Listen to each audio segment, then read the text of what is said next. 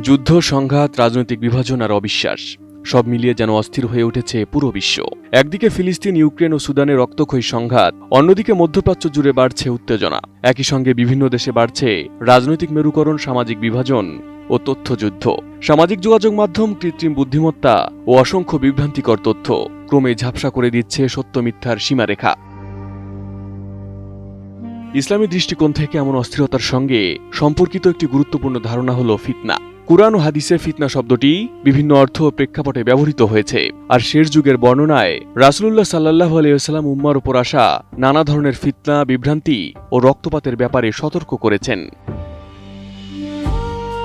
সহিহ মুসলিমের একাধিক হাদিসে এমন সময়ের কথা এসেছে যখন ফিতনা মানুষের জন্য সত্য মিথ্যার পার্থক্য কঠিন করে তুলবে এবং সংঘাত ও অস্থিরতা ছড়িয়ে পড়বে। এমনকি ব্যাপক হত্যাকাণ্ডের কথাও এসেছে হাদিসে। তাহলে আজকের বিশ্ব কি তবে সেই সতর্কবার্তার দিকেই এগোচ্ছে?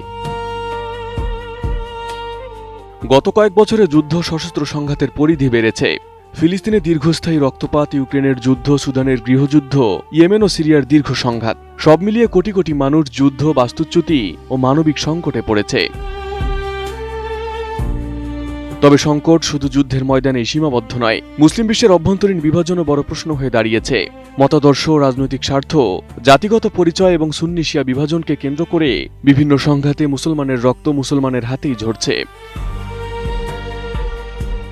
সাম্প্রতিক সময়ে মুসলিম দেশগুলোর মধ্যে নতুন করে প্রতিরক্ষা ও কৌশলগত জোট গঠনের উদ্যোগও দেখা যাচ্ছে। বিশেষ করে মক্কা প্রতিরক্ষা চুক্তিকে কেউ কেউ পশ্চিমা সামরিক জোট ন্যাটোর আদলে দেখছেন। তবে বিশ্লেষকদের মতে এর অন্যতম প্রধান লক্ষ্য ইরান সমর্থিত সশস্ত্র গোষ্ঠীর হুমকি মোকাবিলা এবং সদস্য দেশগুলোর পারস্পরিক নিরাপত্তা জোরদার করা। ফলে মুসলিম বিশ্বের ঐক্যের প্রশ্নেও রয়ে যাচ্ছে বড় সংশয়। তাহলে রাসূলুল্লাহ সাল্লাল্লাহু আলাইহি ওয়াসাল্লাম এমন একটি সময়ের কথাই কি বলে গিয়েছিলেন?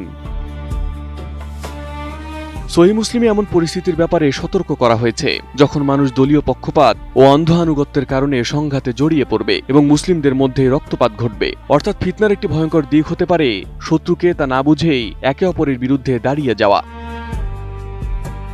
তবে ফিতনা শুধু যুদ্ধ বা রক্তপাতের নাম নয়, এটি ঈমানেরও পরীক্ষা। রাসূলুল্লাহ সাল্লাল্লাহু আলাইহি ওয়াসাল্লাম বলেছেন, এমন ফিতনা আসবে যা অন্ধকার রাতের টুকরোর মতো। তখন মানুষ সকালে মুমিন থাকবে, সন্ধ্যায় ঈমান হারাবে। আবার কেউ সন্ধ্যায় মুমিন থাকবে, সকালে ঈমান হারাবে। এমনকি কেউ দুনিয়ার সামান্য স্বার্থের বিনিময়ে নিজের দিন বিক্রি করে দেবে।